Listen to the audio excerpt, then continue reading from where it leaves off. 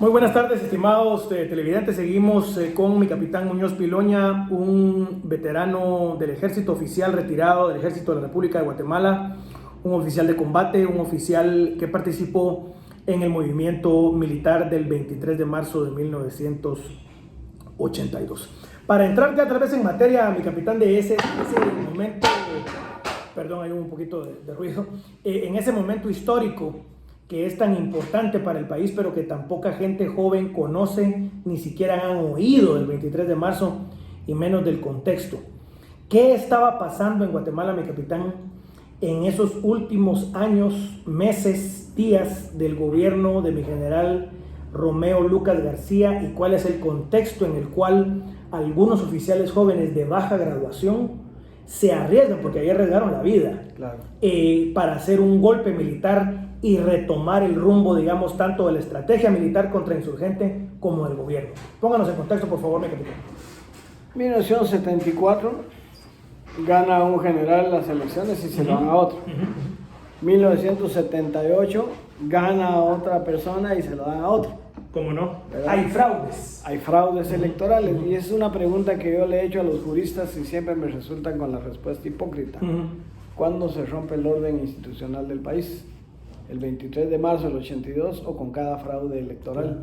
O con Guevara, o con Shell, o con cualquiera de ellos, ¿no? Claro.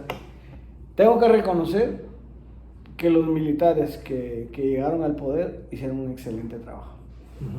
Mi general Laugerud le tocó enfrentar nada más y nada menos que el terremoto del 74. Un terremoto de más de 40,000 muertos. Un excelente trabajo administrativo y de integridad y de honestidad. Me recuerdo en un libro de mi coronel Méndez Ruiz, que el coronel Méndez Ruiz creo que estuvo a cargo de ese Estado Mayor, un Estado Mayor que se creó específico para el terremoto. Sí, él estuvo en uno de esos.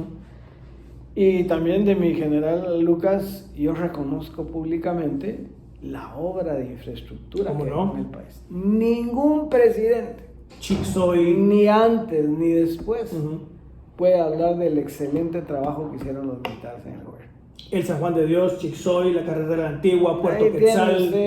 Cualquier cantidad, solo con que lea un poquito de historia. Obras de infraestructura que se usan hasta el día de hoy. Hoy por hoy. Si la energía en Guatemala no es tan cara, es por Chixoy. Así es. ¿Verdad? 200 megawatts de potencia. Pero el problema es que los políticos venían utilizando al ejército. Los políticos venían haciendo cosa tras cosa. En el gobierno de mi general Lucas, a media cuadra donde vivía mi suegra, vivía un ministro. ¿Cómo no? Y usted tenía que ver el lujo de prepotencia con que ese señor se manejaba. Sí, pues.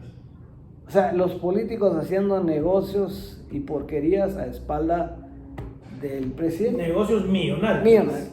Bueno, comparados con los de ahora, eran hermanitas de la primera, claro, de la primera comunión o sí, de la caridad, porque los ladrones que hay ahora es vergonzoso lo que están haciendo hoy por hoy. Sí, ¿verdad? Entonces viene y había mucha inconformidad. El Centro de Estudios Militares, en un curso de Comando de Estado Mayor, hicieron un análisis geopolítico de la importancia de que el próximo presidente de Guatemala fuera un civil. ¿Cómo no? Abiertamente. Abiertamente. Porque el ejército se estaba desgastando demasiado. En ese tiempo yo era ayudante del ministro de la Defensa, mi general Otto Spiegler Noriega. ¿Cómo no? Un día estaba yo de turno cuando llegó Fernando Andrade Díaz Durán. Canciller de la República. No, todavía no. Era un licenciado. Un abogado del amigo régimen. De los que estaban en el gobierno. Y entonces me dice, capitán, ya era capitán. El capitán me dijo, me urge hablar con el ministro. Está ocupado, le dije, está firmando el despacho. Y cuando él firma el despacho, no le gusta que lo interrumpa. Sí, me dijo, pero esto es urgente, usted hágame favorable. Vamos a arriesgar, pues, de que entre al despacho. Permiso, mi general. ¿Qué pasó, Rodolfo? Me dijo, ahí está Fernando Andrade. Dígale que estoy ocupado, no puedo. Ah, muy bien. Mire, ya yo que le dije no. Es que usted no le transmitió la urgencia, la importancia. Esto es de emergencia nacional. Pues, chica, dijo que sabrá ¿verdad? ¿A qué viene? Sí, pues. Entonces volví a insistir. Permiso, mi general, ¿y ahora qué? Me dijo. Entonces entré y le dije, mire, insiste, dice que es de vida o muerte y que la patria, que taca. Déjelo entrar, pues. Ni a los 10 minutos salió tirando a la puerta. Solo porque tenía brazo electrónico no se somató la puerta. Ni adiós me dijo. Como a los 5 Salió minutos. el abogado. Como a los 5 minutos me dice el general, Rodolfo, prepárese porque nos vamos para la casa. Muy bien, mi general.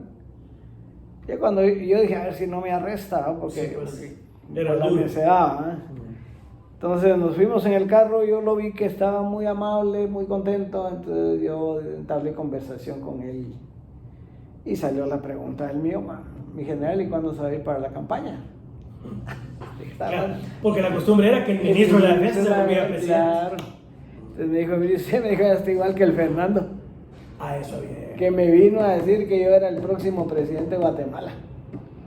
¿Y qué le dijo usted? Le dije, le saqué un estudio de Comando Estado Mayor, me dijo, donde dice que el próximo presidente de Guatemala debe ser un civil. Permítame que lo interrumpa un momentito, mi capitán. Eso es, estimados televidentes, para que miren ustedes que de la cuna de la intelectualidad del ejército salió la recomendación en los años de los gobiernos militares, estamos hablando 80, 79, 81, Por ahí. de que le convenía al ejército y al país que el ejército le entregara el poder a un civil. Claro. Para todos los izquierdistas, comunistas, socialistas, catedráticos de San Carlos, de Landívar, que dicen que los gobiernos militares dictatoriales, aquí está un hombre testigo del hombre que era el ministro de la defensa, esto es el general Spiegler, que le está diciendo a un político que lo que el ejército dice es que conviene que un civil sea el siguiente presidente. Perdone, capitán. Sí, y entonces ahí se cerró el capítulo, pues. Y yo dije, wow, dije, este tipo No quiere el poder político de esa forma. Tiene más amor por la patria y por el ejército Que su que conveniencia por su personal. propia conveniencia. Interesante, ¿no? Ahí lo quitan, yo me voy 6 meses al Adolfo Hall de instructor a ganarme, a pelear el título con el teniente González. Que el teniente González le dijeron el teniente Veneno. Entonces yo me volví el capitán Veneno en el hall. Pasé 6 meses y todavía se recuerdan de mí. ¿Cómo no? Y curiosamente con mucho cariño, fíjese. Ahí Como instructor, como un catedrático, instructor, digamos, como de los instructor. jóvenes oficiales. De ahí me regresaron de comandante de compañía otra vez a la brigada Mariscal Zavala. Y ahí pues la primera compañía hizo historia porque donde el Zavala necesitaba ir a resolver problemas, ahí iba la primera del primero. Ya sabían que nosotros íbamos a Una unidad de combate. una unidad de combate. Como por Día de los Inocentes, el 28 de diciembre de 1981, regresamos de Huehuetenango a Guatemala, después de varios combates allá. Y pues nos fuimos de descanso fin de año y ¿Cómo no? el 3 de enero me manda a llamar el general Cuyún, que era el comandante, y me dice, mire Muñoz, prepárese porque se va a ir a San Juan Cotzal. Otra vez el triángulo. Muy bien, dije, no hay ningún problema, solo que yo les recuerdo a mi general que apenas el 28, ay, ¿verdad? Me dijo así. No, Acabo no, de terminar. No, me dijo, no. ¿Cuántos tours de combate calcula usted que hizo, mi capitán? Cualquier oficial, no yo. Sí. Cualquier oficial de mi tiempo tiene por lo menos 100 misiones de combate. 100 misiones. Aunque no haya habido combate en ¿Cómo todas. no? Pues, Claro, porque eran patrullas que iban a buscar al enemigo. Pues sí, pero a veces lo encontraban. la adrenalina era la misma. El entrenamiento, el sudor. El riesgo. Hasta 100 misiones de Hasta combate. cualquier, no yo. Por unidad de combate. Cualquier oficial. De ese tamaño era la guerra. Así era el conflicto. Total que me dijo, sí se queda usted para que me vea las elecciones de 1982. Muy bien, le dije. El 19 de enero matan a los oficiales que estaban en San Juan Cotzal. Un ataque guerrillero Un mata ataque a ese de- destacamento. Solo porque un sargento se portó macho, como decimos ¿Cómo no? nosotros, él paró que tomaran el destacamento. Un sargento Un tuvo que sargento, parar. porque a los 3 oficiales los mataron. O sea, yo hubiera podido estar entre los 3. Una toma del destacamento militar por la guerrilla. Sí, pues. Y bueno, pues llega el famoso día de las elecciones. A mí me engrosan la compañía, yo tenía 177 hombres, llegamos como a 250 y fuimos a ver varios municipios del departamento. Cuidar las urnas, cuidar que hubiera paz el día de Así las como, elecciones. así como el abogado del diablo. Mira, ¿Cómo no? pero no toques. ¿Cómo no? Toca, pero no mucho. Claro. Entonces, la gente creía que nosotros íbamos por el candidato oficial. Sí, pero Vamos ganando. ¿Qué era? El general Guevara. Con Lucas. Entonces, sí, el general Lucas era el presidente. Entonces, cuando yo regreso a mi brigada, el mariscal Zavala, dado su permiso, mi general, pase Muñoz, ¿cómo le fue? Doy parte que estoy presente con la única novedad que hubo fraude. Así de claro. Así de claro. ¿Por qué, mi capitán? ¿Por qué dice ustedes? Porque nosotros vimos el manipuleo de las urnas, cómo cambiaban las urnas. ¿Los partidos políticos corruptos, digamos, o los miembros del gobierno? Los del gobierno que iban a trastear recoger las urnas. las papeletas, Sí. Y ahí iban las actas maniosas. las actas ya hechas. Sí. ¿Cómo consigue usted, si usted mete voto por voto, ¿Cómo no? es imposible que todos los votos vayan a caer unos sobre otros? Claro. Y que todos sean para el mismo. Entonces todo eso lo reportamos. Cuando yo dije eso, el comandante de la brigada ordenó una reunión de oficiales y todos mis oficiales reportaron Para ver si era medidas cierto. muy parecidas. Sí, pues. Bueno, dijo, ese es problema de los políticos, a nosotros nos pidieron seguridad, nosotros dimos seguridad, no nos metimos en eso, es problema de ellos. Que resuelvan los políticos. Muy bien, mi general. ¿No? Pero dentro de los cuarteles, lejos de lo que la gente cree, porque usted cree, ciudadano, que el soldado es un hombre ajeno, y el soldado es igual que usted. Es un las ciudadano penas, que se volvió soldado. ¿Sí? con deudas, con clavos, Con hipotecas, con hijos. Todo, los mismos problemas. Entonces había mucha efervescencia dentro del cuartel y nos estábamos volviendo muy imprudentes a veces. Es cuando... ¿Por qué cree usted que esa generación de oficiales era así, mi capitán? ¿Qué había ahí? ¿Será la formación? ¿Será la época? La mística. Mire, Eran oficiales de combate. éramos oficiales de combate. A nosotros nos sacaron para combatir. Exactamente. Éramos carne de cañón para poderla exponer a la hora. ¿Cómo no? Y otra vez, no era yo, no era mi promoción, éramos todos. Claro. El cuerpo del El ejército. cuerpo del ejército. Y estamos hablando, mi capitán, tal vez para los jóvenes que no vivieron esa guerra, de una guerrilla que llegó a tener más de 100,000 simpatizantes y más de 7,000 u 8,000 efectivos en combate. Solo de la ORPA, diría yo. De una de las 4 guerrillas. Porque recuérdese que el EGP usaba la táctica de movimiento de masas. ¿Cómo no? ¿Cómo no? Por ejemplo, iban 40 hombres armados, Ujú. pero iban 80 porreros. Sí, pues. El porrero era el que le lanzaba las porras a los soldados, traicionen a los Sí, pues, oficiales. son una especie de corruptos. manifestación, una especie de masa, sí, pues. Y que atrás usted veía que usted agarraba un guerrillero, ¡pam!, lo mataba y caía, pero venía uno de los porreros a agarrar el equipo y a seguía seguir combatiendo, y otros dos se llevaban el cadáver. Sí, pues. Entonces cuando usted terminaba el combate no encontraba nada, Ni cadáveres ni armas. ni armas, ni cadáveres, ni heridos, ni nada, Sí, pues. porque los porreros se Y encargaban. el EGP lo que quería era armar una guerrilla al estilo Vietnam, una guerrilla vietnamita, de movimiento de masas populares. Pero no contemplaron el espíritu de combate, el espíritu de amor por la patria. ¿Quién comprendía mejor a la población civil, mi capitán, y por qué?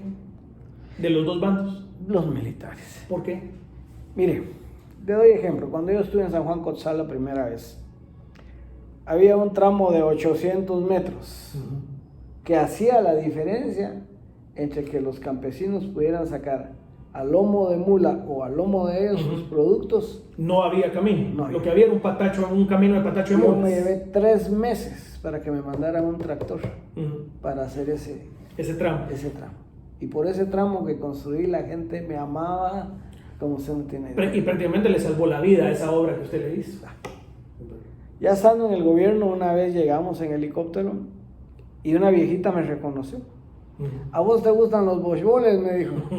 Que son unos tamalitos. Son unos Sí. tamalitos con picante, Sí. una salsa muy picante, muy sabrosa. Sí, le dije, ¿te vas a tardarme? Pues un poco. Le dije, ahí te tengo bochboles cuando vengas de regreso. Y me dice mi compañero cuando regresamos y me tenía la escudilla llena de bochboles. No te vas a comer eso, vos te van a envenenar, me dijo. A vos te envenenan, le dije, porque nunca has estado aquí. A mí, no es en mi casa, le dije. Estoy en mi casa. O sea, la situación de conocer los asuntos civiles de la comunidad del ejército, en mi opinión, era superior, mi capitán.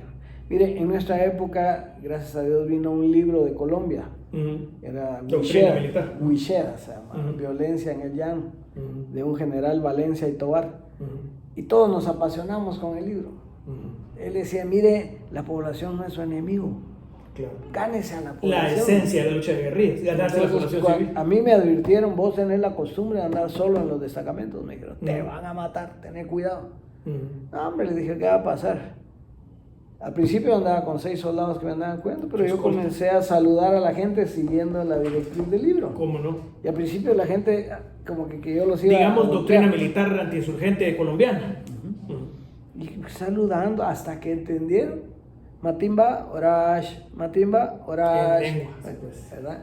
Yo siempre aprendí a decir, ¿qué tal? ¿Cómo estás? Adiós, buenos días. En la lengua de la comunidad usted está. O me llevaba a un traductor. Sí, pues. Entonces, establecíamos esa comunicación que los soldados viejos, los troperos, ¿cómo no? Sí lo podíamos hacer, ¿verdad? Bueno, el 9 de marzo de 1982, después de que pasamos la lista de 20 horas, me fui a traer fichas de Asyncolen para llamar a mi mujer por teléfono, que como buen soldado me tenía que reportar, ¿no? Entonces, cuando salí de la cabina telefónica, me hablaron el teniente Mauro Antonio Jacinto Carrigo y el teniente Carlos Solórzano Monterros, diciéndome que esta situación no podía continuar como estaba, que otra vez los políticos estaban lavándose en el ejército y que debíamos de hacer algo. Entonces yo le dije, ¿ya tienen algo planeado? No. ¿Ya tienen algo coordinado? No. ¿Ya hablaron con alguien? ¿O es con usted con el primero? Muchachos, así no se puede. Un hombre que había hecho 100 operaciones de combate antes de eso. Con todos. Lo cierto del caso es que digo, muchachos, así no se puede. Yo no voy a ser un tonto útil. Si lo vamos a hacer, hagámoslo bien. Si vamos a hacer esta M, la hacemos bien hecha. ¿Tenía usted, mi capitán? ¿Cuántos años? 31 años. Se fueron ellos murmurando, capitán, hijo de la, solo para hablar sirve, que no sé qué. Eso me lo contó Solórzano. Ellos no midieron en ese momento lo que yo les estaba diciendo. A las 9 de la noche, después de que se acostaron los soldados, yo me fui a mi despacho a preparar un plan. Sí, pues. Incipiente, sencillo, burdo, pero con mucho amor, con mucha esperanza. Lo hice, lo memoricé, lo rompí, lo quemé y lo eché entre el inodoro. Porque se supiera de eso, es que lo fusilen a uno por traición, mi capitán. Inmediatamente. ¿Verdad? Al día siguiente, el 10 de marzo, llamé a un teniente. ¿Cómo no? Aguilar Meléndez, un tipazo, un petenero así, cailón, ¿cómo no? Bueno, ese cabrón. Alfa Mike, fíjese que Chinto y solo anoche me dijeron, ay, mi capitán, aquí hay muchas orejas, me dijo, sí, está pues. Fregado que nos metamos en babosadas. Hagámoslo, hombre, le dije, va, inspecciones el ambiente, a ver cómo está la cosa y me cuenta. Pues. Ver qué pensaban los hombres, sí. Y se fue. Jacinto y Aguilar dormían en el mismo dormitorio. Ese 9 de marzo creo que fue, en la noche, a las 6 de la tarde, Jacinto me dijo, mi capitán, fíjese que tengo visitas en la Guardia de Prevención, me da permiso para ir. Tengo que ir a ver cuando coman los soldados, y si no, estar atento a la próxima formación. Está bien. Él llegó y se encontró con su compañero de promoción que lo buscaba, que no se graduó, y otro ex cadete. Se metió al carro con él, con la misma arrancaron el carro y se lo llevaron. Sí, pues. Y se lo llevaron a hablar con Mario Sandoval Alarcón. Los políticos. Un político de derecha de vieja guardia, sí. Que entró con la liberación en el 54. Chucho viejo. Sí. Entonces le dice, según me contó Jacinto, lo encontró en Bata. En su casa. En su casa. Y le dijo, mire teniente, es tiempo de que haga algo por la patria. Mire licenciado, los oficiales estamos dispuestos a seguirlo a usted. Usted no hizo nada. ¿Qué hizo usted todo este tiempo? ¿Qué hizo usted?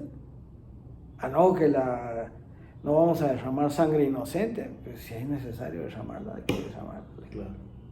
Porque por las buenas... Ya a ese nivel estaba la crisis, sí. Ya de que, bueno, si entonces nos vamos a pelear de vez. Sí. Y además le dijo, a mí, ¿quién me va a seguir? Si apenas soy teniente, le dijo. Es un teniente por ahí, algún otro, pero no, le dijo, yo tengo varios que pueden apoyarlo. General Sosa,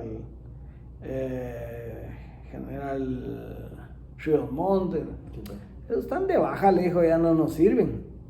Alguien que esté de alta de los grandes, le dijo. Bueno, ahí está Nájera Cifontes, está López Fuentes. Ya le habló el jefe del Estado Mayor de la Defensa. ¿Sí? Bueno, Entonces, haga usted su parte y yo voy a hacer la mía. Y se regresó, y aquel iba, pero arraladísimo. Llegó a su comando, pues, a tiempo a la formación. ¿Cómo no? De ahí pasó lo que yo le dije de la llamada telefónica. De ahí hablamos con Aguilar, de ahí hablé yo con Saavedra, que era un subteniente de la 3ª compañía del 1er batallón. Esto estamos hablando de la base del Quiché. No, Ya el Mariscal Zavala aquí en Guatemala. En el Mariscal Zavala. Sí, pues. En el Mariscal Zavala. Y total que cada quien comenzó a hacer su... Se empezó a regar, digamos, entre los oficiales jóvenes esa inquietud. Y es que hay uno que merece todo mi respeto, que es el subteniente Víctor Hugo Girón Guerra de ese entonces, hoy es teniente coronel. ¿Cómo no? Retirado. Él se fue a Jutiapa, él se fue a la Guardia de Honor, a hacer los viajes, hacer los sí, pues, contactos, a ir a buscar otros elementos para el movimiento. los afines. Nosotros sabíamos a quién llamar. Claro. O sea, los que siempre estábamos fregados en la montaña éramos los que iban a resolver. Y efectivamente así fue. Entonces la corrupción gubernamental llegó a tal punto que se empezó a descuidar el esfuerzo de la guerra, ¿no, capitán? Claro. Hubo una compra de... Habían 1 o 2 Huey, que eran los helicópteros que servían para... Los H1, H1H, para ayudar en los combates. Helicópteros de transporte militar norteamericanos. Había un Bell Ranger 412 y un 212, e iban a comprar otro 212 para el candidato oficial. Y la tropa bien jodida en la montaña. Pues sí, porque esa es la parte fregada, pues. ¿Verdad? En una oportunidad yo le dije al ministro de la Defensa, no le voy a decir el nombre para no ofender, mi general le dije, y yo no sé qué está pasando, pero cada vez que vamos a la montaña y comemos la comida de las raciones frías, nos afloja el estómago. Sí, pues. Inclusive comiendo comida pasada los soldados. Pues no sé si era pasada, de mala calidad. Cierto, el caso es que eso nos hacía daño. Claro. Y recuerden que Napoleón dijo que nuestros soldados caminan sobre sus estómagos. Y eso arruina la moral de combate. ¿Y sabe cuál fue la respuesta que yo tuve? ¿No será que por ver a los canchitos les da currutaca? Ustedes tienen la culpa, no nosotros. A la orden de mi general le dije, o sea, sí, ¿qué pues. respuesta podía ser esa? Sí, pues. Bueno, pues... Para hombres que estaban en combate en la montaña. Claro. No era gente que estuviera aquí... moviendo lápices en un escritorio. Sí, pues. Total que se llega el 23 de marzo con 1000 y tantas vueltas. ¿Cuántos oficiales cree usted que participaron en ese movimiento, mi capitán? A unos 200 oficiales. De toda la República. Sí. Y digamos, ¿cuál era el grado más alto y el grado más bajo? Capitán primero. Usted era el de más alta graduación. Capitanes, mayores, tenientes. Claro, de ahí se agregó el teniente coronel Sánchez, se agregó... Después. Mayor Sánchez. Sí, pues. El coronel Argueta, el coronel Enríquez, que yo lo jalé. O sea, y cuando se concertaron para hacerlo, ¿cuál era el plan? ¿Cuál era el plan operativo? El plan operativo era acercar el palacio, el foco de mando presidencial. ¿No? El mando nacional. ¿Verdad? Y como estaban las 105, y las 105 son muy respetadas. Rodearon el palacio con piezas de artillería 105. Enfrente, atrás lo teníamos con morteros 60, que era mi compañía, pues. La que estaba en... O sea, esas unidades de combate que estaban en el monte peleando, bajan a la ciudad de Guatemala a tomar el palacio. Estábamos en la ciudad de Guatemala en ese pues. momento. Y se mueven. Entonces, ¿y cómo lograron que los otros comandos no reaccionaran y se les voltearan en contra y los atacaran? Porque se les mandó a avisar. O sea que había un descontento subyacente. Sí. Es que mire, ustedes lograron aprovechar el momento, digamos. Pues no fue de que lo lográramos aprovechar, sino que se dio. Sí, pues. Hubo una oportunidad. Por ahí me cuentan esta historia que yo no sé si es cierta, que habían 5 conatos de golpe de estado. Que pudieron haber habido 5, sí, pues. Sí, entonces todos cuando dijeron golpe, es el mío. Sí, pues. Pero cuando me vieron a mí ahí, no estaba en el plan, ¿verdad? Ya teníamos nosotros el control de la situación. Sí, pues. ¿Verdad? Entonces llego yo al parque y justamente en ese momento llega el coronel Montalbán, que era el jefe de Estado Mayor Presidencial. Digamos unos 200 hombres rodearon el Palacio Nacional. Más. La madrugada del 23 de marzo. A las 9 de la mañana comenzamos. A las 9:30. A plena luz del día. A plena luz del día. soldados de la Guardia Presidencial ayudaron a poner las piezas de artillería. Los mismos miembros de la no Guardia sabían lo que sí, estaban pues. haciendo. Sí, pues. O sea que el factor sorpresa se logró por completo. Total. Y por ahí me cuentan eso, no me lo crean, Ujú. que ellos sabían del movimiento y todo, pero que iba a ser el 21, el 22, el lunes 22. Otra fecha y como ya no se Un dio. día antes, un día sí, antes. pues, ya no van a Y hacer que el nada. general Lucas dice que les comentó, ven que eran babosadas, que no hubo nada, ya pasó el lunes y no hubo nada, y al día siguiente fue que... Hasta eso tuvieron de bien O hecho. sea, otra vez, nosotros lo planeamos y se dio. Ujú. Muchas cosas se dieron. Yo creo que ¿Y Montalbán qué estaba contando usted? Bueno, llega y me pregunta que quién es esa babosada y quién es el jefe de esa babosada. Y le digo, mire, ni es babosada ni hay jefe. Esta es una operación militar que es un golpe de Estado. A las claras. Y no hay jefe porque hay un comandante. El comandante soy yo. Así de fácil. Él me conocía a Sí, mí pues. porque habíamos trabajado en las dos juntos. ¿De qué está hablando? ¿Está hablando de babosadas? babosada? ¿Quién es el general o el coronel que está aquí? Me dijo. No hay. Ni general ni coronel. Le dije, yo estoy al mando. ¿Y qué es lo que quiere? Que los dos generales Lucas y el general Mendoza me vengan a entregar el poder aquí. Y renuncian a los cargos. Sí. ¿Cómo hicieron para que Benedicto Lucas no agarrara su comando y entrara a pelear contra usted? General Benedicto Lucas iba él le gustaba, estaba aprendiendo a volar helicóptero. Ujú, ujú. Y parece que lo llevaban a un lugar, en un helicóptero, ¿Cómo? 2 oficiales de los nuestros. Sí, pues. Entonces, se lo llevaron. Y él vio, porque eso es un viejo que no A dar una vuelta. Sí, pues. Muchachos, ustedes no me están llevando por donde era. Sí, pues. Entonces le avisaron sin duda, qué sé yo qué, y entonces ya pidió que regresara, lo capturaron en la Fuerza Aérea En la base de la Fuerza Aérea de la Aurora lo agarraron y lo metieron detenido. a un cuarto. Sí, pues. Pero como es tan astuto, se les fue. Lo detuvieron físicamente y se les evadió. Topado el viejo, se les fue. Así me cuenta, que era una leyenda. Es que el tipo venía de ¿cómo se llama? Y de estar en el monte también echando punta. Sí, era bueno. Creo que de San Cyr también, me acuerdo. En San Cyr, sí. La Academia Francesa Militar. Sin embargo, pues Rodearon el palacio. rodeamos el palacio, hablé con Montalbán, luego llega el general Mendoza a quererme convencer, luego llega la... Mendoza, el ministro de la Defensa. Sí. Que démosle una salida constitucional a esto, que el presidente de la República y comandante general del ejército ordena. Mire, mi general, le dije yo, usted es un caballero, no dudo de usted, Ujú. pero si yo doy un paso para atrás, ¿en qué cuneta amanezco mañana?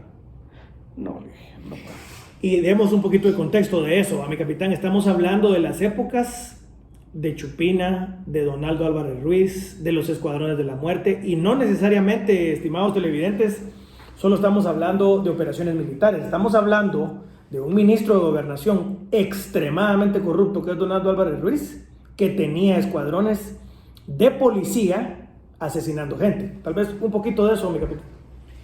Bueno, se decían muchas cosas.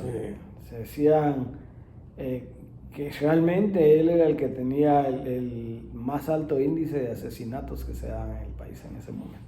Y pues, Entonces, digamos, poder a través del terror y no necesariamente a través del ejército. Y no, exacto, y no eran militares precisamente. Así es. Hasta donde yo he leído en la historia de Guatemala, los que han sido los más fuertes criminales, con el perdón del gremio, han sido los abogados, Claro. ¿verdad? Si no, miremos Estrada Cabrera, ¿Se da un cuenta? dictador de 22 años. Bueno, lo cierto del caso es que pasan cosas como que llega un oficial y da usted preso a mi capitán, ¿qué pasó? De parte que dice el general Ríos que no viene. Ups. Y ustedes ya estaban empezando a llamar a una figura militar para que tomara el poder. ¿Sí, pues? A él. Directamente. A él. Entonces, junto a los oficiales que están enfrente, le digo, mire muchacha, dice el general Ríos ¿Cómo que así no que no viene. va a venir? ¿Qué les parece fulano? No, mengano, no, ni civiles ni Porque militares. ni siquiera en el mismo ejército se confiaba que el movimiento iba a triunfar. Claro. Pues, Y en eso se para el teniente Álvaro Reyes García y me dice, mi capitán, ¿por qué no estamos haciendo bolas? ¿Por qué, Álvaro? ¿Quién tiene el mando? Me dijo, pues yo. Pues usted se cae, presidente. con 31 años de edad. Mira, Álvaro, le dije, una cosa es tener una operación militar que nosotros Claro. sabemos de eso, y otros 20 pesos es La gobernar un política. país. yo creo que ya la camisa en la que estamos metidos es suficientemente grande para meternos en otra madera. ¿Y por qué cree usted que Ríos dijo en ese momento que no? Ríos, en el momento que le iba a dar vara a dos alumnos que se habían portado mal, uno de ellos ¿Cómo? era Jorge Rueda. Él mismo me lo contó. Sí. Cuando llegaron, Efraín, te están llamando por la radio. Ahorita regreso, le dijo, y se fue, ya no regresó. Porque se fue y efectivamente oyó Que había un movimiento. que había un movimiento, que lo estábamos convocando y todo. Y entonces él dijo, ahorita no. Y se fue con los ancianos a orar. Fue a consultar Fue él a a su consultar iglesia. Sí, y pues. con el ok, digamos, de los ancianos, ya él ya se fue para allá. Ah, ok. Cuando él aparece tipo 1:30, 2 de la tarde, nunca lo había visto yo tan chulo como ese día. Que yo tenía la espalda que a mí me habían dejado la pacaya. Permiso, mi general, ¿qué pasó, comandante? Doy parte que la única novedad es que hay un golpe de estado y que usted va a ser el próximo gobernante de Guatemala. ¿Quién va a mandarme? Exactamente. Usted. ¿Quién va a mandar? Segunda vez. Usted. Tercera vez. ¿Quién va a mandar? Mire, le dije, si yo no quisiera que usted mandara, ¿Por qué lo va a mandar? no la había mandado a llamar. Usted. ¿Qué ha hecho? Ahí ya le di novedades de todos los movimientos de tropa y todo lo que habíamos hecho. Que ustedes estaban regados en todo el país, mi capitán. Todo el país. En todos los comandos militares. Solo en Petén había un poco de resistencia. En Cobán, el coronel Méndez Ruiz controló la situación. ¿Cómo no? No se levantó la base Cobán. No se va a levantar, pero sí había muchos simpatizantes. Claro, porque de ahí era Lucas. Pues no era ni por eso. Lo cierto del caso es que me dice, mire, no se le hace muy gacho que tomemos el relevo presidencial aquí en el Portal del Comercio. Aquí enfrente, ¿sí ves? Pues yo le entregué el mando, le dije, vamos a hacer lo que usted ordene. Vámonos al tercer nivel del salón de sesiones del IPM. ¿Cómo no? El edificio que está en la esquina. Nos fuimos para ahí. Estando ahí, pues llega el coronel Gordillo a querer inmiscuirse y Ríos los retira. Gordillo y Maldonado Shahal. No, ahí solo Todavía Gordillo. Gordillo nada más. De ahí llega el general Mendoza Ministro de la Defensa. y se choca con él. Me parece que entre ellos como que había alguna fricción. ¿Cómo no? Y entonces le dice, general, ¿y usted qué pito toca en este entierro? Le dice Mendoza a Ríos. Yo no toco ningún pito, le dijo. Yo vine a llevar este barco a Puerto Seguro porque me llamaron los oficiales jóvenes. Sí, pues. Mendoza lo ignora totalmente. Se da la vuelta. No está Muñoz, de parte de que estoy mi general. Dice general Lucas que le entrega el país a usted. No a Ríos. Y que lo hace responsable de todo lo que suceda en el país. A usted. Solo quiere que lo dejen salir a las 4 de la tarde con las Cherokees para llevarse a su mamá. Sí, pues. ¿Verdad? Está bien, le dije que salga. ¿Verdad? Y Le dieron salvoconducto. Y cuando ya el general Mendoza iba a salir, el general Ríos le dice, no, a las 4 no, a las 3. A las 3. Innecesario. Bueno. Se va el general Lucas con su mamá, que eso contraviene lo que muchos habían dicho, que yo le había robado un maletín con $5 millones a la viejita. ¿Cómo no? Que la había dejado en el túnel entre Casa Presidencial y el Palacio. ¿Cómo no? Cuando yo nunca había llegado ahí, yo nunca llegué. Usted quedó en la puerta del palacio prácticamente. Yo estaba en el IPM. Sí, pues. Y en el Portal del Comercio, o sea, yo nunca había llegado al Palacio. En ese momento, pues. ¿Cómo no? Lo cierto caso es que dice Ríos, bueno, de frente marchen. No, le dije, usted se queda aquí. Pero no me dijo que iba a mandar, pues me dijo. Sí, le dije, pero si dejaron una bomba en el despacho. Vamos a ir a peinar primero. Sí, pues. Voy a ir a tomar el palacio, voy a ir a revisar que esté todo, si no, ahí lo mando a llamar. Enterado, me dijo, y me fui yo con unos oficiales y con mis 2 fieles sargentos que me iban cuidando la espalda. ¿Cómo no? Con una ametralladora cada uno. Y cuando íbamos a subir las gradas del palacio, sale el mayor Portillo, como con 50, 60 soldados de la guardia del palacio. Sí, pues. La guardia del palacio no se ha rendido, clac, clac, y nos cargan todos los fusiles ahí. Dije, bueno, hasta aquí llegué. Van a ver. Hasta aquí llegué, dije, ahí no hay 50 como... contra 5. Eso venía el coronel Montalbán, y le digo, mi coronel, le dije, yo no vine a pelear con este loco, porque el loco le decíamos a Portillo. Y él le dice, Portillo, no se preocupe, le dijo, ya el general Lucas le entregó el poder a Muñoz. Y en lo que Le dijo el ministro de la Defensa. el jefe de Estado Mayor el jefe de Estado Mayor a su subalterno. En lo que ellos se discutían, yo me metí. Uh-huh. Y le fui a dar vuelta al despacho, ahí no había nada. ¿Cómo no? Entonces mandé al subteniente Galvez a que fuera a traer al general Ríos. Y ahí pasaron quizás las últimas 2 o 3 cosas importantes. Fue que yo le dije a él que él no podía hacer ningún discurso de civil, que tenía que estar uniformado. Que era un movimiento militar. Si iba a representar a los militares, no podía ir de civil. Es más, me recuerdo que yo vi las tomas y eran fatigas de combate como chipilines. El camuflajeado chipilín. Galvez, por cierto, los fue a traer. Y la boina sí no se la quiso poner.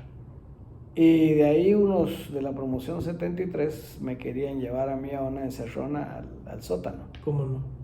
Entonces les dije que no tenía nada que ir a hacer ahí. Por favor, mi capitán, le dije a Estrada Velázquez, que era un buen hombre, un buen oficial, que me prestara su cinturón para ponérselo al general Ríos. Y con ese salió el general Ríos. De ahí entramos al despacho del coronel Montalbán y ahí el general Ríos dijo: vamos a hacer una junta militar de gobierno con un representante de cada rango del ejército. Presidente de la junta, dijo, y representante de los generales, pues ya me llamaron a mí y yo voy a hacer. Claro. Coronel, dijo él, coronel Víctor Argueta Villalta. Dije, puchica, guardia de honor. Teniente coronel, dijo él, Mario Enríquez, le dije, del mariscal Zavala, para darle contrapeso. Mayor, dijo el mayor Arturo Sánchez Gudiel, otro de la guardia de honor, dije. Cuarteles rivales. Sí. Capitán, dijo él mismo, capitán primero, dijo el capitán Muñoz Piloña. A mí me faltaban 8 días para ascender a capitán primero. Sí, pues. Capitán segundo, dijo, yo dije Mario Rivas García, para que era uno de la Fuerza Aérea. Y tenientes, yo metí a 2, al teniente Orlando Aguilar Meléndez, que es el que había mandado a llamar. ¿Cómo no? Y al teniente Mauro Antonio Jacinto Carrillo, que realmente con Víctor Hugo Girón Guerra eran los que habían comenzado. Los que empezaron en su comando el movimiento. Sí. Entonces ya se preparó el discurso y todo, cuando en eso, y se mandó al coronel Rabanales a que fuera a dar el anuncio. Cuando él se va, al ratito entran el coronel Gordillo y el general Maldonado Shada a pedir una cuota de poder. A hacer un triunvirato. ¿Y de dónde venía Gordillo y de dónde venía Shada, mi capitán? Maldonado Shada de la Guardia de Honor, sí, y Gordillo del cuartel general. Sí, pues, Matamoros. Sí, pues entonces estamos hablando de que hay distintos comandos militares, cada uno con una cuota de poder, obviamente por la cantidad de armas, armamento y poder de fuego que tienen. Y entonces, como es un movimiento militar, se digamos, pacta un cambio de poder. No es el primer golpe de Estado que hay en Guatemala en el siglo XX, mi capitán. No. Y en el tiempo de la guerra, digamos, desde Arana hasta mi general Mejía de Víctores, hay una serie de movimientos militares que se dan, algunos por política y en este caso por una conveniencia que también tiene que ver con el esfuerzo de combate. ¿Qué estaba pasando en la montaña en ese momento, mi capitán? Miren, en la montaña habían pasado 2 cosas interesantes. Una, el general Benedicto Lucas, con su estrategia bien montada, logra la captura de un montón de buzones. ¿Cómo no? Donde hay armamento, munición y todo lo necesario. Se les dan, digamos, varios golpes. Y el segundo punto por el que la guerrilla pierde es por el golpe de Estado. Porque se le cambia la estrategia de ser un ejército de ocupación a ser un ejército de integración. ¿Qué quiere decir eso?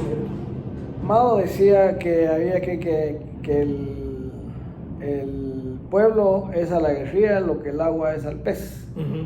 Entonces le quitamos el agua a la... O sea, estamos hablando de asuntos civiles para quitarle la población civil a la guerrilla y que el ejército tomara esa población civil y se la ganara. Es que cuando el general llega, él estaba desconectado de la guerra. Estaba dando clases. Sí, en un colegio cristiano. Super. Entonces viene y me dice, mire comandante, ¿cómo estamos realmente con el combate? Mire, lo que realmente hay, le dije, es ausencia de Estado. No hay gobierno en el interior del país. ¿Cómo no? Si mucho llegamos a las cabeceras departamentales. No hay policía, no hay caminos. No, y lo que hay no hay autoridad. 3 policías para ir a cuidar un municipio hasta allá donde el diablo dejó la chamarra. De 10,000 personas, ¿eh? Sí. O sea, simbólico. Claro. Los maestros eran 22 por 8, Bueno, ellos hacían 8 días en el punto y 22 en su casa. Sí, pues. Ni siquiera llegaba el maestro a la escuela rural. No. Entonces todo eso vino él y llamó al general Alejandro Gramajo, era coronel todavía, un muy buen estratega. Y entre el general Ríos, el general Gramajo, la información que se le llevó y todo, se comienzan a hacer los distintos planes. ¿Cómo no? Para quitarle el agua al pez. Ya estamos hablando entonces, mi capitán, de una contrainsurgencia sofisticada, con asuntos civiles, con inteligencia, con fuerzas especiales. Esto que le voy a contar ahorita con es primera o segunda vez que lo cuento. Yo tenía un cuñado que era subversivo de cafetín. Sí, pues, estos bohemios, revolucionarios. Pues. Él fue director de la estudiantina, graduado en la San Carlos. ¿Cómo no? Entonces él conocía el mundillo de los comanches. ¿Cómo no? Ya estando en el gobierno, un día me dice, mira vos, vengo con una misión muy importante. ¿Qué pasó, hermano? Le digo, dicen los comandantes que quieren hablar con vos. Los guerrilleros. Los comandantes guerrilleros. ¿Y para qué? Le dije que pueden querer hablar conmigo. Quieren negociar la paz. Empezaron, obviamente se estaban viendo. La estaban viendo arremangados en la montaña. Entonces, pero quieren que vayas a la San Carlos. ¿Qué me garantiza a mí que vayas a la Lobo? En la San Carlos, donde habían reductos guerrilleros, armamento, se organizaban secuestros, ataques. Y comenzaba la distribución de droga en el campo central. Entonces, mira, me dijo, la garantía que me dieron es que yo soy tu cuñado. Que vas a ir conmigo y vas a salir conmigo. Bueno, déjame hablar con el general Ríos, le dije, y fui a hablar con él. Ya Ríos Montt, presidente. Ya era presidente, como a los 6, 8 meses de estar en el gobierno. Y no me dio permiso. Me dijo, lo van a secuestrar, me dijo, claro. Y me van a agarrar de ya sabe de dónde. Como le hicieron a Ricardo Méndez Ruiz, hijo. Sí, eso era para presionarlo para que devolviera aquel guerrillero. Y al doctor Hurtado, me parece. Sí, pues. Entonces no le dieron permiso, mi capitán. No me dejó ir el viejo. Había cosas pendientes que hacer. Yo me baboseé porque si yo me hubiera ido a negociar, de pronto nos hubiéramos ahorrado cuántos años más de guerra y cuántos muertos. Claro. Porque la guerra efectivamente terminó militarmente hasta el 96. Fíjese, eso estamos hablando en el 83. Sí, pues, más de 10 años. Entonces, todavía me dijo Ríos, lo van a secuestrar y me lo van a matar, me dijo. Entonces le dije, mire, ¿qué vale exponer la vida de un hombre si podemos salvar muchas vidas más? No, me dijo, yo no quiero que le Estamos hablando, mi capitán, de una guerra donde fueron más de 40,000 muertos. Solo soldados, tengo idea, soldados, especialistas y patrulleros, más de 4,500 oficiales y soldados muertos. 2,000 lisiados. Y que esos pobres lisiados no les han dado mayor cosa. Así es. Como tampoco a las PAC, y a las PAC las usan, las engañan, las manipulan. Mi capitán, pero también, digamos, hay un esfuerzo del Estado Mayor de la Defensa, de los oficiales de alta graduación, digamos, de gente como Gramajo, como Ríos Montt, como Mejía Víctores, de devolverle el poder a los civiles y entrar a un Tribunal Supremo Electoral limpio, a un padrón electoral limpio. Cuéntenos algo de eso. Mira, pues, eso lo voy a escribir en el segundo libro. Porque el primer libro... Usted está preparando un libro sobre esta historia. Mire, yo tengo un libro que ya está por salir, al fin, primero Dios, va a salir, en donde estoy demostrando por qué no hubo gobiernos militares. Sí, pues. Además, agrego la formación básica de un cadete, la ilusión con que decía que sale uno y todo eso. Y entonces nuestro golpe de Estado es atípico, porque no es un golpe de Estado por intereses personales, sino que es por amor a la patria. Sí, y efectivamente, ¿verdad, mi capitán? Lo que pasa es que ustedes no se quedan en el poder, sino ustedes en el 85, hacen la mayordomía, digamos, o hacen el cuidado de un proceso constitucional. Exactamente. Y se actúa, digamos, y se proclama una constitución, ustedes la respetan, siguen el combate, pero la política y el poder político se lo entregan a los políticos de la democracia. Y mire lo que han hecho. ¿Qué hicieron con Mire, eso? es que eso es lo doloroso 40 años de la después. falta de entendimiento de haber perdido 40 años en los que ahorita Guatemala podría ser Un ¿qué? Singapur, Un Hong Singapur, Kong, pues, sí. Mi capitán, y fíjese que al final del escrito que usted me dio, que yo le agradezco mucho esa confianza a mi capitán de haberme permitido ver esos borradores preliminares, digamos, de su libro que ya está por publicarse o se publicará en algún momento. Usted al final hay un decálogo, hay un plan de 14 puntos. Es que mire, pues, ¿Cómo se conecta ese entonces con la actualidad? es que esto está vigente. Estamos Mire, hablando de hace 40 años, mi capitán. hay no sé si es un rapero, Uh-huh. que salió en una película este concepto que le voy a decir. ¿Cómo no? Él dijo, guerras van y guerras vienen, pero los soldados son eternos.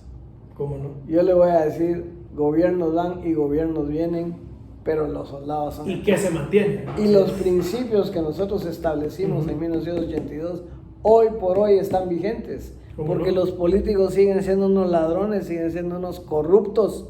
Claro. No tengo yo que hacerles propaganda, a ellos se lo han ganado a puro Así pulso. es.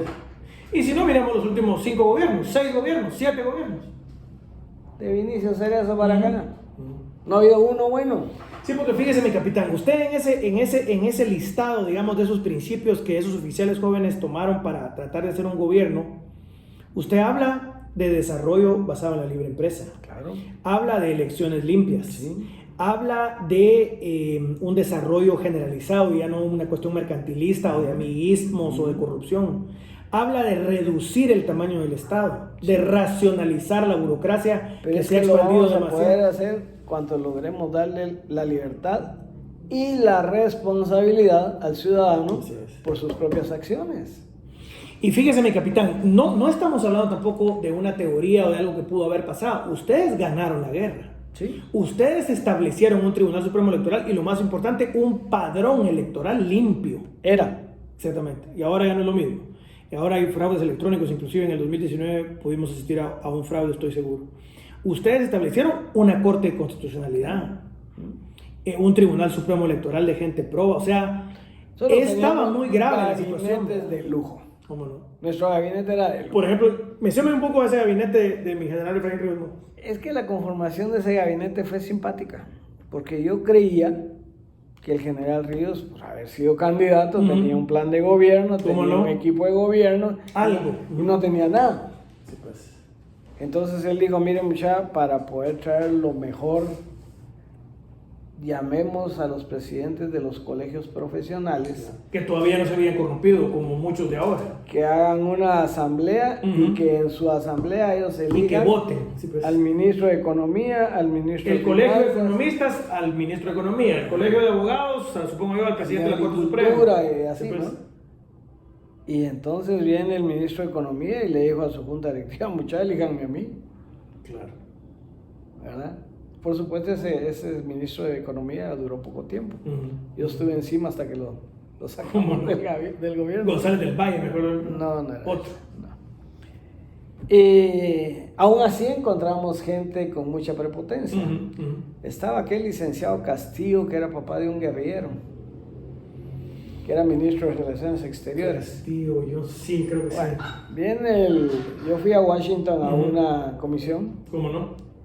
y desde que llegué a Washington el embajador me dijo, capitán, acompáñeme a la embajada. ¿Qué voy a ir a hacer a la embajada? Le dije, lléveme a mi hotel, va. Porque ¿Cómo no? No, pero me dijo, véngase a la embajada. Me dijo, tanto fregó que nos fuimos a la embajada. Sí, pues. Y cuando llegué a la embajada, había un olor tan fétido. En la embajada de En Guatemala. la embajada de Guatemala, a la puchica, le dije, ¿cómo es posible que ante el Sí, pues. el mando mundial nosotros con una embajada? Bueno, por eso quería que viniera aquí. Que ni siquiera los tragantes, pues. Porque se le ha pedido al ministro de Relaciones Exteriores que se cambie esto y no lo quiere cambiar. Sí, pues. Déjeme que viva a Guatemala y lo arregle. Me vine a Guatemala y para evitarle ninguna llamada de atención al ministro, me fui directamente con él. Licenciado Castillo, buenos días, ¿cómo está? Ah, ¿qué tal, capitán? Me gusta saludarlo. Mire, fíjese que vengo de Washington, le dije, le quisiera suplicar que le pongamos atención a la embajada de Guatemala en Guatemala. Mire que, capitán, usted no va a meter las manos en mi gobierno, en mi ministerio. Usted no sabe lo que yo estoy. Disculpe, señor ministro, le dije, con permiso. Y yo iba, y me fui con el general Ríos. Mi general le dijo, ese es un ministrito hijo de la gran que tiene relaciones exteriores, le dije, es un patán, es un... ¿Qué le hizo? Me dijo, y le conté. ¿Qué quiere que haga? Que le zampe una gritada, le dije. Que si no, lo reduzca calor. Que si no se defeca, por lo menos se orine, le dijo. Espérese pues, me dijo. Agarró el teléfono. Señor ministro, preséntese al despacho. Nada más. Ni siquiera buenos días ni nada. Ya con eso era como cuando se lo llamaban a la dirección. Y ya lo conocía. Y cuando llega y me mira a mí, el pobre se le fue la vida, ¿no? Y le ha pegado una gritada. Claro. Le dijo, ¿usted sabe quién es ese capitán que está ahí? Le dijo. Sí, le dijo, un capitán de su Estado Mayor Presidencial. No, le dijo. Él no es un capitán del Estado Mayor Presidencial. Él me trajo a mí aquí. Sin él, yo no estaría aquí. Y si yo no estuviera aquí, usted no sería ministro. Y me lo empieza. Mire, el hombre temblaba. Claro. Como a los 2 o 3 días me encontró en los pasillos del palacio y me dijo, capitán, disculpe, me dijo, yo no sabía quién era usted. Disculpe usted, le dije, porque ese es el problema. Usted es el ministro de Relaciones Exteriores. Cualquier ciudadano guatemalteco que se acerque a usted tiene la harta y sagrada obligación de tratarlo con la deferencia. Es su trabajo. No porque yo sea quien soy, sino que con cualquier persona. Con permiso, señor ministro. Y así le puedo contar. ¿Cuánto tiempo estuvo en ese gobierno, mi capitán? ¿Cuánto duró? Yo duré 15 meses, 15 días. Y el general Ríos duró 16 meses. 1982 a 1983. Mi ida del gobierno, yo no sé si usted es religioso o no. Sí. Yo no soy muy religioso, pero sí creo en Dios. Por supuesto, sí. Yo salgo de casa presidencial el 20 de julio de 1983, ¿verdad? ¿Cómo no? Pero no tengo un destino en el estado fuerza del ejército. Y si usted no tiene un destino, es desertor. Claro. Como ahí por el 5 de agosto, mientras la perseguidora a mí, llamo al general Ríos, a su privado, y le digo, mi general, necesito hablar con usted, véngase mañana. Llego el 6, y le digo, mire, no tengo un destino. Usted se resbala en una cáscara de indita o lo botan, o qué sé yo qué, y yo qué. ¿Qué pues? Va, véngase mañana, pues, me dijo, ¿sabe qué? Ya gozó licencia con goce de sueldo, me dijo. No, le dije, ¿cuánto tiempo tiene en el ejército? 20 años, le dije. Espérenme, pues, llamen ahí al G1. Mire, Carrito, le dijo, dele un mes de licencia con goce de sueldo al capitán Muñoz en lo que arregla sus papeles y se va a estudiar. Me iba a ir a estudiar a Estados Unidos. Y está bueno, me dijo, con mucho gusto. Mire, Muñoz, véngase mañana, me dijo, porque estoy muy ocupado. El 7 de agosto me entrega él mi pase de licencia. Sí, pues. El 8 de agosto votan al general Ríos. ¿Todavía logró usted ese puesto? Ahí es donde veo la providencia divina. Porque pudo no haber sido así, mi capitán. Pudo no haber sido así a la hora... Porque ¿qué fue lo primero que preguntó Gramajo cuando llega al Estado Mayor Presidencial? ¿Dónde está Muñoz? Porque sabía que usted había dado y sabía cómo se hacía un golpe. Vamos a hacer un pequeño corte y seguimos con la entrevista en extensiva de mi capitán Muñoz Piloña en este enero del 2022, un oficial legendario verdaderamente adentro del ejército, precisamente por el movimiento del 23 de marzo de 1982. Ya regresamos.